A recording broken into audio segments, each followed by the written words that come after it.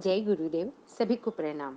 हमारे स्वाध्याय की जर्नी में हमने पहले जीवन देवता की साधना आराधना नामक पुस्तक का पठन किया।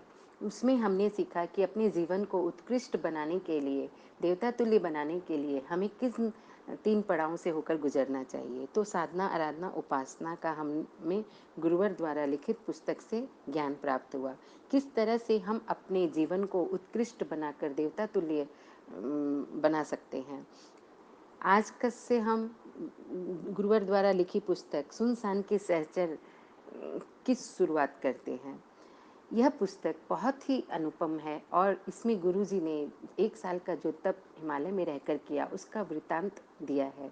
यह जर्नी बहुत ही खूबसूरत होने वाली है। हमें एक-एक आगे जैसे-जैसे हम आगे बढ़ते जाएंगे वैसे-वैसे हमको इसकी अनुभूति बहुत ही सुंदर होने वाली है। ऐसा महसूस होगा कि मानो हम गुरुवर के साथ ही चल रहे हैं। दूसरी बात है कि हमें कई तरह की सीख इस स्वाध्याय के द्वारा मिलेगी, जिससे हम हमारे जीवन को और उत्कृष्ट बना सकते हैं अपने गुरु के चरणों में समर्पित होकर।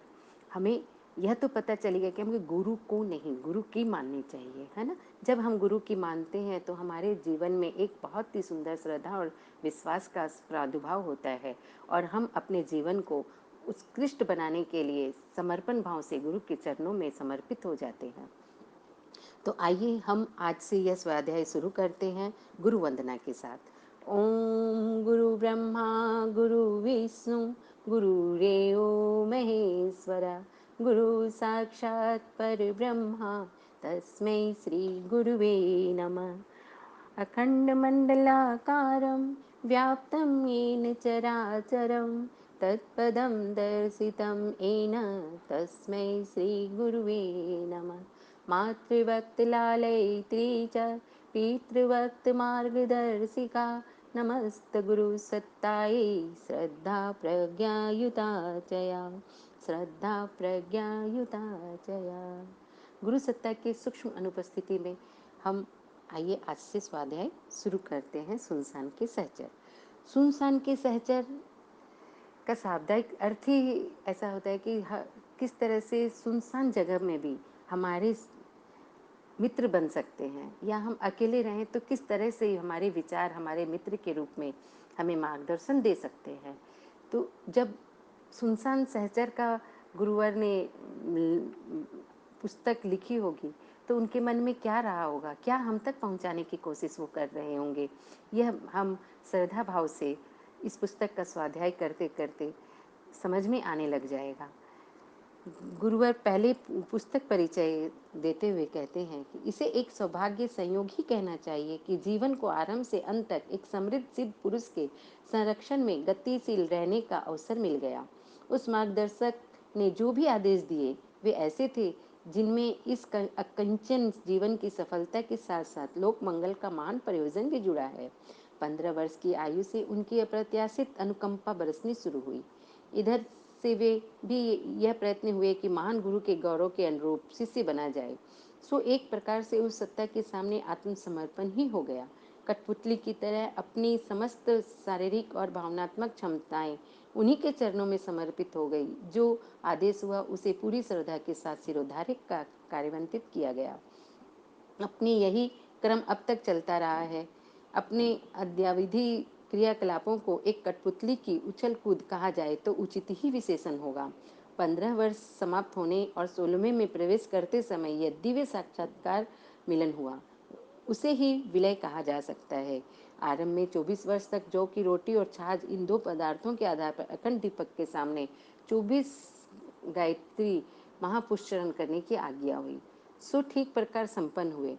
उसके बाद 10 वर्ष तक धार्मिक चेतना उत्पन्न करने के लिए प्रचार संगठन लेखन भाषण एवं रचनात्मक कार्यों की श्रृंखला चली। 24,000 शाखाओं में वाला गायत्री परिवार बनकर खड़ा हो गया। उन वर्षों में एक ऐसा संघ बनकर खड़ा हो गया जिसे नर निर्माण के लिए उपयुक्त आधारशिला कहा जा सके। 24 वर्ष की पुरुषचरण साधना का व्यय 10 वर्ष में हो गया। अधिक ऊंची जिम्मेदारी को पूरा करने के लिए नई शक्ति की आवश्यकता पड़ी। सो इसके लिए फिर आदेश हुआ कि इस शरीर को 1 वर्ष तक हिमालय के उन दिव्य स्थानों में रहकर वशिष्ठ साधना करनी चाहिए, जहाँ अभी भी आत्मचेतना का शक्ति प्रवाह प्रवाहित होता है। अन्य आदेशों की तरह यह आदेश भी सिरोधार्य हो सकता था।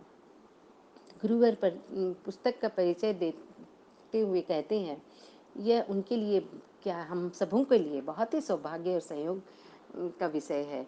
जीवन के आरंभ से अंत तक जिसे एक समृद्ध पुरुष गुरु के रूप में मिल जाता है, तो उसका जीवन तो आगे ही आगे बढ़ता जाता है, बस बशर्ते हमें समर्पण करनी चाहिए, जिस तरह से गुरुवर ने समर्पण किया अपने गुरु के ऊपर।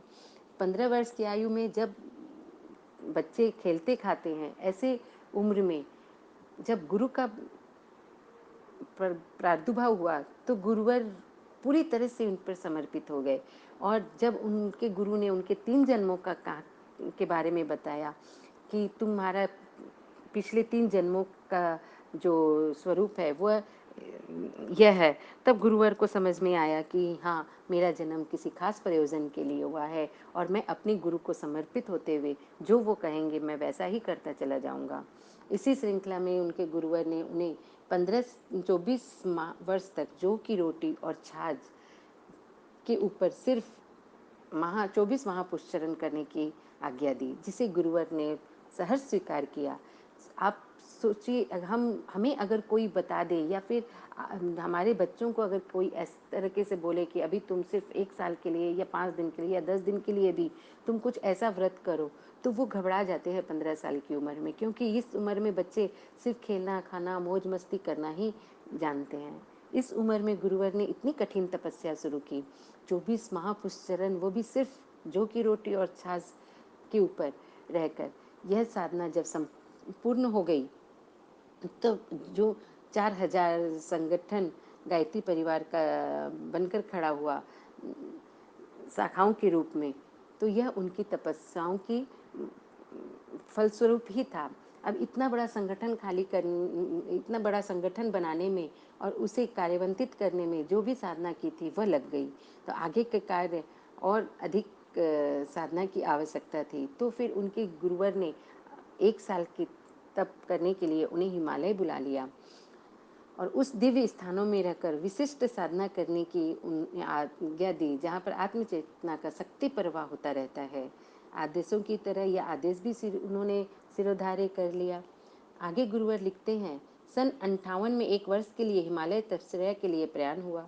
गंगोत्री में भागीरथ के तप स्थान पर और उत्तरकाशी में परशुराम के तप स्थान पर यह वर्ष की साधना संपन्न हुई। भागीरथ की तपस्या गंगा अवतरण को और परशुराम की तपस्या दिग्विजय महापुरुष परशु प्रस्तुत कर सकी थी। नवनिर्माण के महान प्रयोजन में अपनी तपस्या के कुछ श्रद्धा बिंदु काम आ सके, तो उसे भी साधना की सफलता ही कहा जा सकेगा।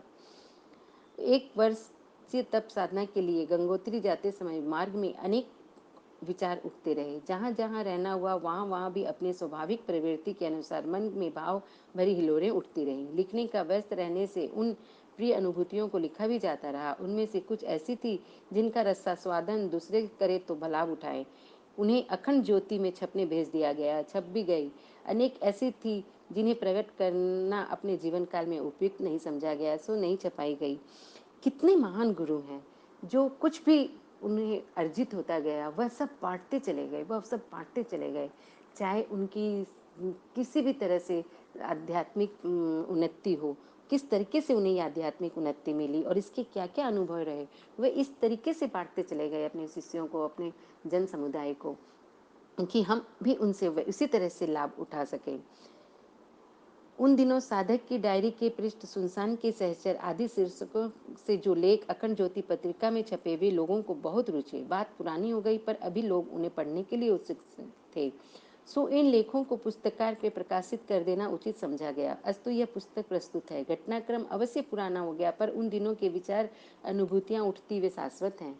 उनकी उपयोगिता में समय के पीछे पड़ जाने के कारण कुछ अंतर नहीं आया। आशा की जानी चाहिए कि भावशील अंतःकरणों को वे अनुभूतियां अभी भी वैसी तरह स्पंदित कर सकेगी और पुस्तक की उपयोगिता की सार्थकता सिद्ध हो सकेगी। गुरुवर लिखते हैं कि जो भी कुछ अनुभव हुआ, जो भी आत्मा को स्पंदित करने के अनुभव हमें मिले, वह हम सभी के साथ बांटना चाह रहे थे, पर जो पाठकों के लिए या शिष्यों के लिए सही नहीं थे या उनके जानने योग्य नहीं थे, उन्हें ही नहीं छापा गया। ये सब अनुभूतियाँ जो गुरुवर लिख रहे हैं, गुरुवर कहते हैं कि यह हो तो गए हैं पुराने, लेकिन आज भी उसी तरीके से आत्मा को स्पंदित करते हुए चले जाएँगे। एक विशेष लेख इसी संकलन में और है, वह है हिमालय के हृदय का विवेचन विश्लेषण। बद्रीनारायण से लेकर गंगोत्री के बीच का लगभग 400 मील परिधि का वह स्थान है, जो प्रायः सभी देवताओं और ऋषियों का तप केंद्र रहा। इसे ही धरती का स्वर्ग कहा जाता है। स्वर्ग कथाओं में घटनाक्रम एवं व्यक्ति चरित्र जुड़े हैं। उनको यदि इतिहास भूगोल की संगति मिलाई जाए तो वे धरती पर ही सिद्ध होते हैं, और इस बात में वह बहुत वजन मालूम पड़ता है, जिसमें कि इंद्र के शासन एवं आर्य सभ्यता की संस्कृति का उद्गम स्थान हिमालय का उपरोक्त स्थान ही बताया गया है। अब वहाँ बर्फ बहुत पड़ने लगी है। ऋतु परिस्थितियों की श्रृंखला में अब यह हिमालय का हृदय असली उत्तराखंड इस योग्य नहीं रहा कि वहाँ आज के दुर्बल शरीर वाला व्यक्ति निवास स्थान बना सके। इसलिए आधुनिक उत्तराखंड नीचे चला गया और हरिद्वार से लेकर बद्रीनाथ, गंगोत्री, गोमुख तक ही उसकी परिधि सीमित हो गई। हिमालय के हृदय में क्षेत्र में जहाँ प्राचीन स्वर्ग की विशेषता विद्यमान है, वहाँ तपस्याओं से प्रभावित शक्तिशाली आध्यात्मिक क्षेत्र में भी विद्यमान है। हमारे मार्गदर्शक वहाँ रहकर प्राचीनतम ऋषियों की इस तप संस्कारित भूमि से अनुपम शक्ति प्राप्त करते हैं। कुछ समय के लिए हमें भी उस स्थान पर रहने का सौभाग्य मिला और वे दिव्य स्थान अपने भी देखने में आए। सो इनका जितना दर्शन हो सका उसका वर्णन अखंड ज्योति में प्रस्तुत किया गया था। वह लेख भी अपने ढंग का अनोखा है। उससे संसार में एक ऐसा स्थान का पता चलता है जिसे आत्मशक्ति का ध्रुव कहा जा सकता है। धरती के उत्तरी ध्रुव और दक्षिणी ध्रुवों में विशेष शक्तियाँ हैं। अध्यात्म शक्ति का एक ध्रुव हमारी समझ में आया है, जिसमें अत्यधिक महत्वपूर्ण उपस्थिति उपलब्धियां भरी पड़ी हैं, सूक्ष्म शक्तियों की दृष्टि से भी और शरीरधारी सिद्ध पुरुषों की दृष्टि से भी। इस दिव्य केंद्र की ओर लोगों का ध्यान बना रहे, इस दृष्टि से उसका परिचय तो रहना ही चाहिए। इस दृष्टि से उस जानकारी को मूल्यवान ही कहा जा सकता है। ब्रह्म वर्चस्व शांतिकुंज गायत्री नगर का निर्माण उत्तराखंड के द्वार पर करने का उद्देश्य यही रहा। जो लोग यहाँ आते हैं उनने असीम शांति प्राप्ति की है। भविष्य में उसका महत्व असाधारण होता जा रहा है। इन संभावनाओं को व्यक्त तो नहीं किया जा रहा है। अगले दिनों उसे के लोग चमत्कृत हुए बिना न रह सकेंगे। गुरुवर द्वारा लिखी पुस्तक का परिचय हमने पढ़ा। अभी से ही तो इसी उत्कंठा हो रही कि इतना सुंदर परिचय दिया है गुरुवर ने, तो आगे और क्या क्या लिखा होगा। तो इस उत्सुकता को आप बनाए रखें। इस अगली कड़ी के लिए हम अगला स्वाध्याय गुरुवर का दूसरी कड़ी में करेंगे। तब तक के लिए जय गुरुदेव।